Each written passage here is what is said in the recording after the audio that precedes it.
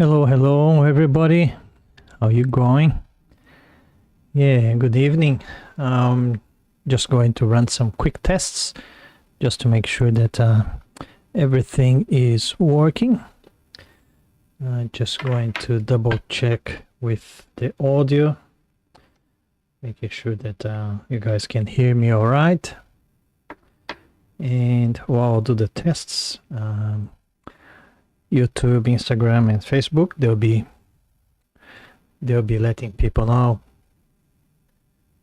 I think that Instagram is working, and hopefully Facebook will be working as well. Where is that?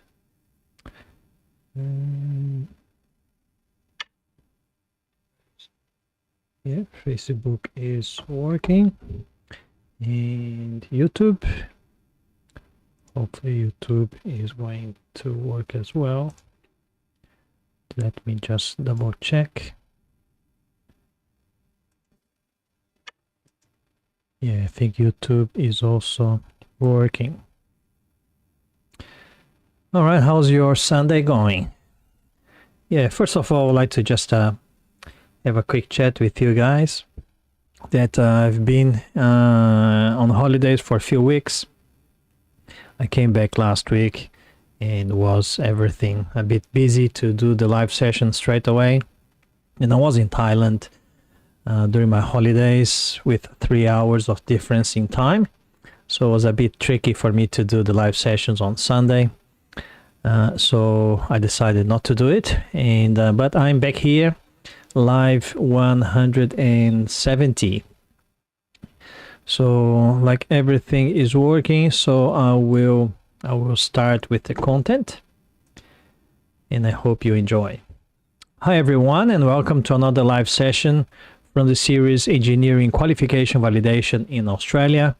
And in this live session number 170, yes, it's true, yeah, 170 weeks that I am here talking about a subject related to the engineering qualification validation, and also about other things related to engineering, as well as how you can get your first professional job here in Australia.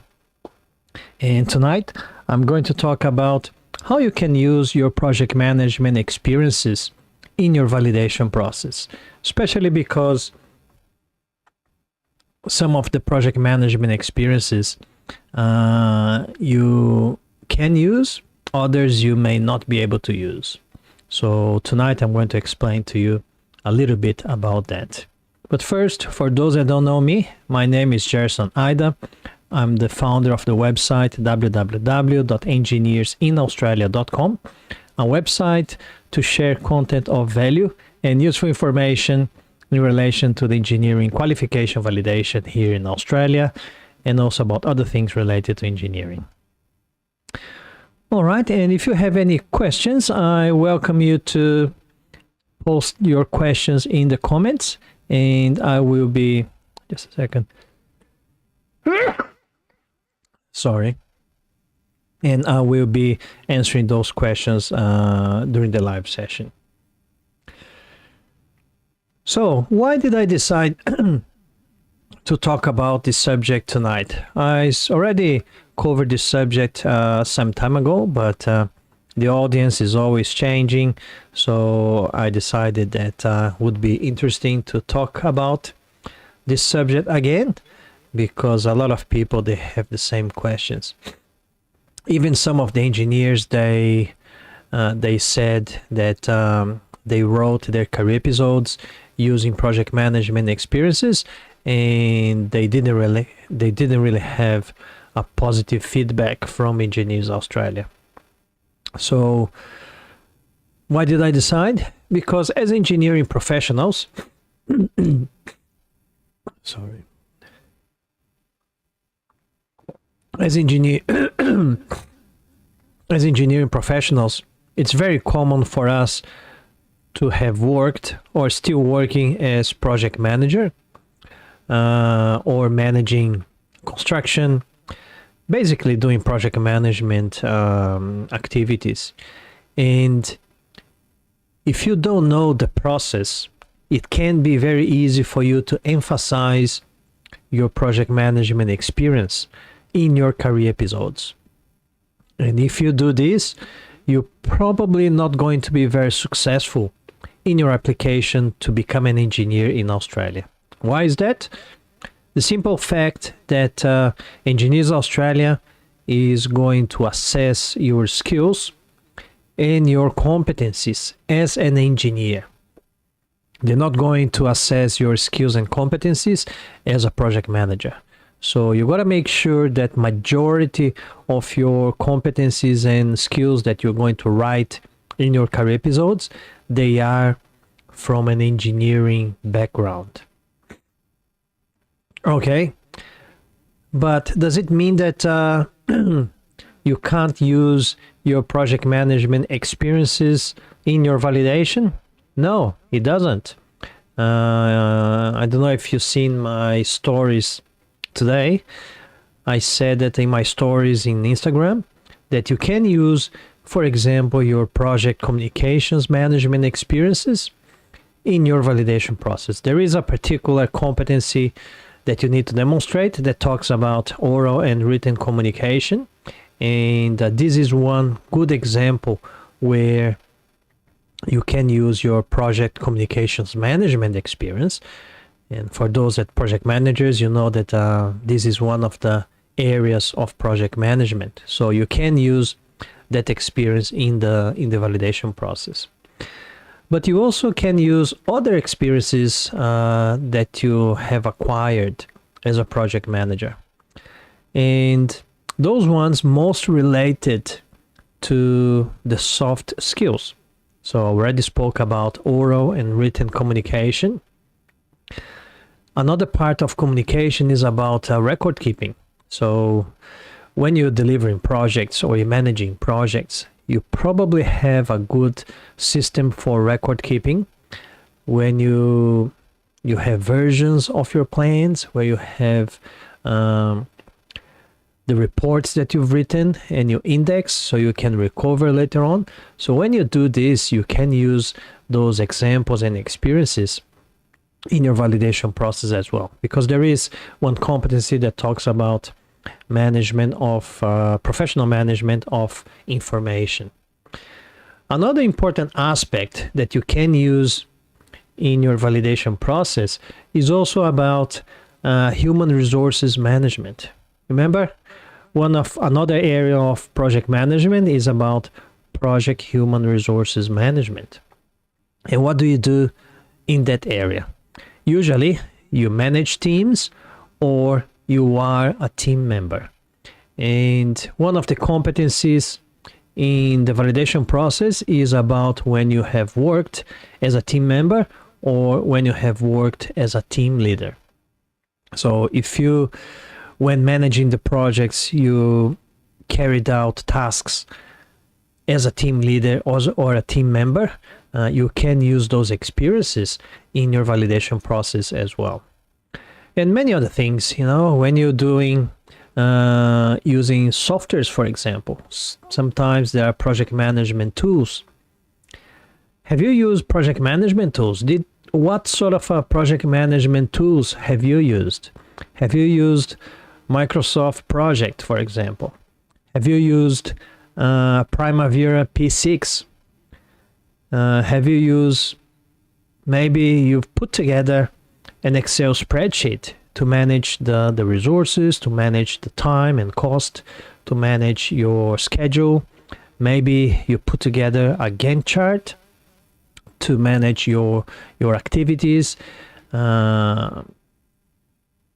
guys in the audience, what sort of tool did you use to manage a project?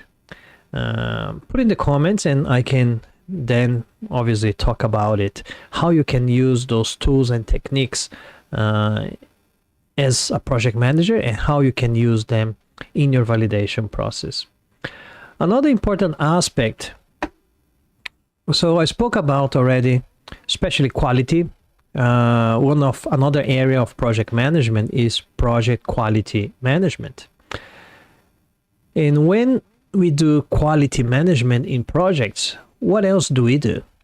Obviously, we check for specifications, we check for standards, we do testing, we do inspections, and all of those things, they are part of the validation process when you're trying to become an engineer in Australia. There are specific competencies that talks about tools and techniques, engineering tools and techniques that you can describe when you are writing your career episodes. And you can use very good examples from project quality management in the validation process. But majority of the experiences and examples that you're going to use from project management in your validation process will be from your soft skills. Some of the hard skills, probably, but the majority of your project management experiences will be using your soft skills. But very important, and I ask you to listen this very, very well. The main focus of your career episode still needs to be your engineering experience. So when you delivered an engineering task or a problem or solved an engineering challenge, you need to describe the bulk of it needs to be from an engineering background. And then the project management examples, they're going to be some accessories or secondary experiences that you had in this career episode. It's very challenging when you focus too much in project management. Why is that? Because the moment that you start focusing in project management too much in your career episode, it's when the assessor from Engineers Australia is going to think, hey, hold on, this engineer is trying to validate more the skills and competencies from a project management perspective, not from an engineer perspective. Did you see the difference? The project manager is not an engineer. An engineer can be a project manager. So that's what you got to think.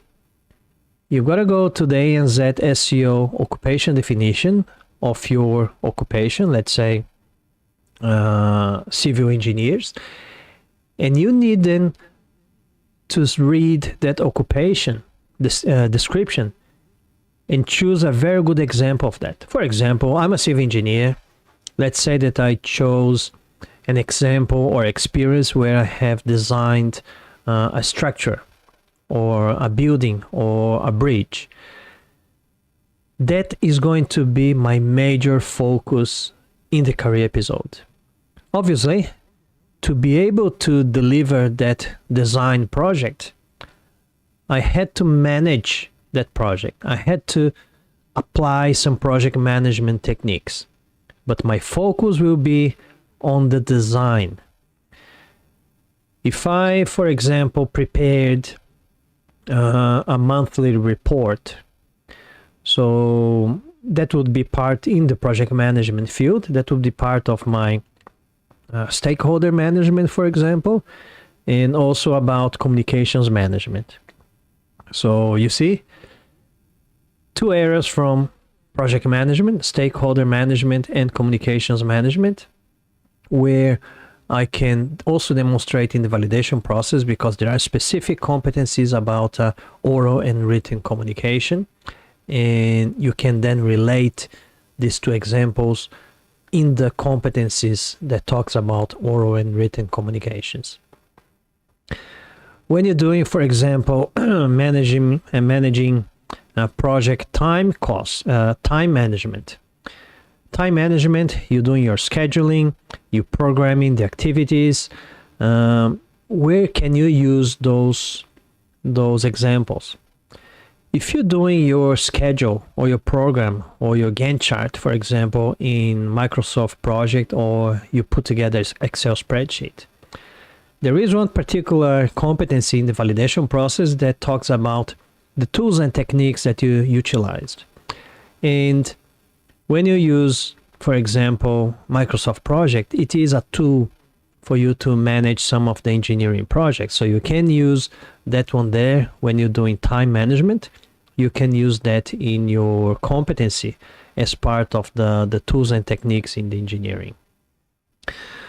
So did you see that it's a matter of understanding the competencies and understanding the right examples to be used in the validation process? Oh yeah, Gerson, but it's easy for you because you know already about the validation process. You have your mentoring program where you teach your students how they can use that. But for us that we're seeing the first time here, it's so very confusing. Yes, it is. Unfortunately, it is confusing. And to help you with that as well, I keep doing my online workshop, my free online workshop, and you can then understand at least the whole process for the validation process. And if you're interested in participating in the free workshop, I'm going to paste the link for you to do your registration. Just paste it in YouTube. I'm going to paste in Facebook. Where can I paste in Facebook? I don't know. Yes, in Facebook, I think the link is already there. And in Instagram, I'm going to paste it now. Yes, I pasted in Instagram the link for you to register in the workshop as well. Okay, so what else can you use from your project management experiences in your career episodes or in your validation process? Another very good example is about stakeholders. I mentioned already a little bit before. Stakeholder management is a very important area in project management, and if you are a good project manager, obviously you manage your stakeholders very well. And some of that you can even use the activities that you did by managing stakeholders in some of the very hard skills or technical competencies. For example, PE 2.3, which talks about the design process. Design process is a very technical competency, PE 2.3. But when you're managing stakeholders, for example, that one there that was talking about designing a bridge. When I'm going to design a structure or a bridge, I need to confirm with my client or the stakeholders many things. For example, the first one would be, let's say, the design brief. I'm going to confirm the scope. I'm going to do a design brief, and I'm going to confirm that with the client. So when I'm doing that, I'm managing stakeholders because I'm managing stakeholders' expectations.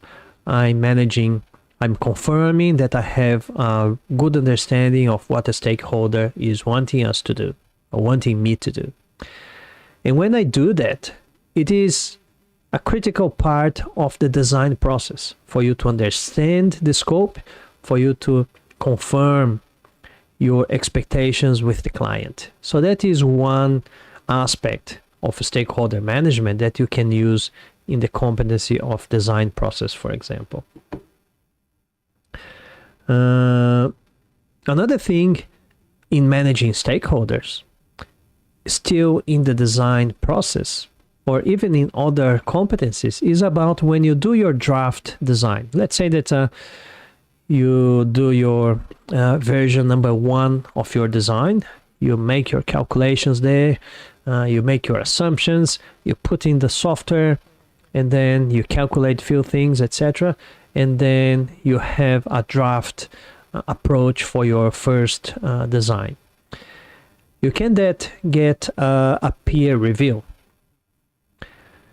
let's say your supervisor or even another engineer that works with you, you can ask just to have a quick look and have a quick discussion. So when you do this, you are confirming with your peers the approach that you took is all right. You are checking against the standards and the specifications as well. And when you do this, it's still about stakeholder management, because let's say that your supervisor is a stakeholder. And when you talk with your supervisor and check to see if everything is all right, you're managing the stakeholder's expectation, you're managing stakeholder. But also you're fulfilling one important aspect of the design process, which is about confirming your approach, confirming that the direction of your design is good. You're getting peer review. So this is also part of the PE 2.3 that you also can use. So did you see that when you know it, it becomes then easy for you to think where you can put your competency? And I'm pretty sure that you guys and girls, you all have this. You all have this knowledge of your examples. You just don't know where to put it. And also about, obviously, how you emphasize and how you write in your career episode. Depending on the way that you write, you could be emphasizing project management. If you write in a different way, you will then be emphasizing your engineering skills and competencies. At the end of the day, it's going to be the same thing, but it's the way and the manner that you're going to write that's going to make a lot of difference. So again, if you want to learn more about it, you're more than welcome to participate in my free workshop. I copy and pasted the link in the comments. If you're watching on Instagram, you can go to my bio. There's a link in there, and you'll be able to register to the free workshop as well. I'm going to have a quick look at the questions in Instagram. Oscar is asking, Jerson, all your lives are recorded in my profile. Not quite there, Oscar. They're going to be in my YouTube channel. So my YouTube channel, you just need to search for Jerson Ida, and all my live sessions, they are recorded in my YouTube channel. I think I've got now more than 200 videos in my YouTube channel, and you will find my lives in there.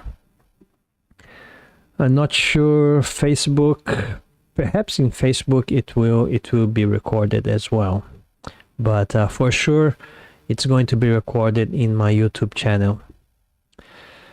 Any other question there? I'm just going to have a quick check. Not really. And I'm conscious of time. We're approaching half an hour, and I promise that I'm going to try to stick to the half an hour mark. And also I'm going to make some changes for my live sessions. I am doing these live sessions every week, and obviously it demands a lot of time from me because I need to do some preparation. I need to set up the live session. I need to write the script. I need to think about the themes and the subjects that I'm going to talk about. So what I decided to do, I'm going to probably do it fortnightly or monthly, but I will be very still. Sorry, I got my nose running. I just gotta get my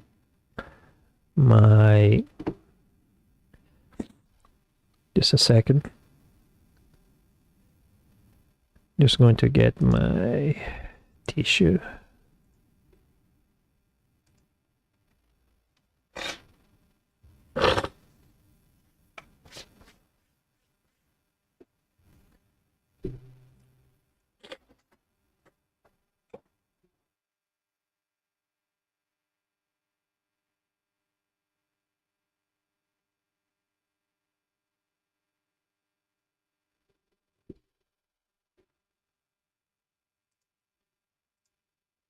Sorry, I'm back. I had to go to the bathroom to get a tissue. Yeah, sorry. Yeah, so I decided to do my Instagram is still going to be very active. I'm going to be doing stories and posts, and going to be doing some question box. And from those question box, then I will choose a subject. And even I'm thinking that once a fortnight or once a month, when I'm doing the live session, I'm going to perhaps choose somebody. During these 15 or 30 days, I'm going to choose one or two people for them to share the screen with me. We can have like a little chat in there. I can be answering questions. So I'm going to do something different because I've been doing in the same format for like almost 3 years. And I need to probably change a little bit so the audience doesn't really get tired of the same content, doesn't get tired of the same format. So I'm going to do something different. So between now and probably in the next fortnight, when I'm going to do the next live session, I'm going to be then saying to you guys in Instagram, in the stories, also it publishes in Facebook as well, how I'm going to do. And also you're still welcome to keep sending your direct messages in Instagram and or in Messenger. And also when I put the question boxes there, feel free to ask your question, to put your comments, and I will be collating those, and I will be exploring them during the live sessions as well.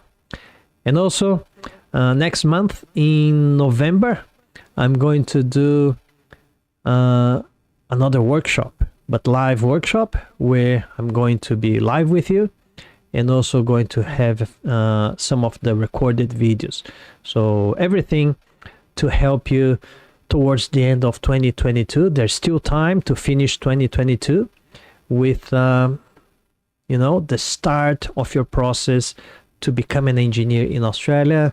Some of you will probably become an engineer still in 2022. There are still time. We've got another 2.5 months until the end of the year, and obviously depends on the time frame that Engineers Australia will take to analyze your case. But at least you can do your part. You can do all the reports that you need to do. You can arrange all the documents that you need to arrange, and you can apply for your validation with Engineers Australia still in 2022. And perhaps you start 2023 with very good news, like my 21 students of my mentoring program, that they already applied, and all of them being approved as engineers here in Australia. Oscar is saying, usually do you make the live at these hours? Yes, usually is Sunday 8:30 p.m.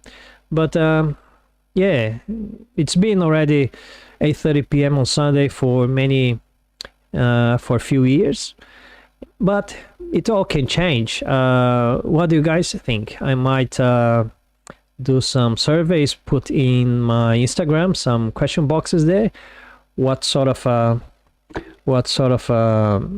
option would you guys prefer? Do you guys prefer during the week? The only thing is that I work full-time, and because I work full-time, obviously I can't do it during the day, because I usually work during the day. Sometimes I work at night, but that's why I do on the weekends. I could do during the week as well, and I could do a little bit earlier. Sometimes I chose 8:30 p.m. because for those ones in Brazil, 8:30 p.m. is still 7:30 a.m. in Brazil, so it's not that early. It's still early, but not that early. If I do 7 p.m. here in Australia, it's going to be like 6 a.m. in Brazil, and that it's very early. So I might keep between 8:30 p.m.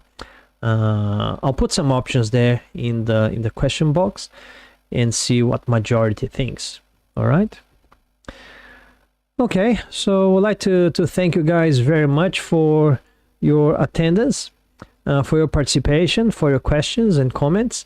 And please make sure that you follow me on Instagram, so when I put the stories with the question boxes and the posts, you get the notification and you can see and interact with me there. All right, so thank you very much, guys, and I hope that and don't forget to hit the like button. I forgot to ask you this, I keep forgetting this, for you to hit the like button. If you are on YouTube or Instagram or Facebook, it doesn't cost you anything. It helps me, it motivates me to keep going, and helps the platforms to send this video to the people that they need to watch this video there. All right, thank you very much, and I'll see you in a fortnight. See you and bye bye.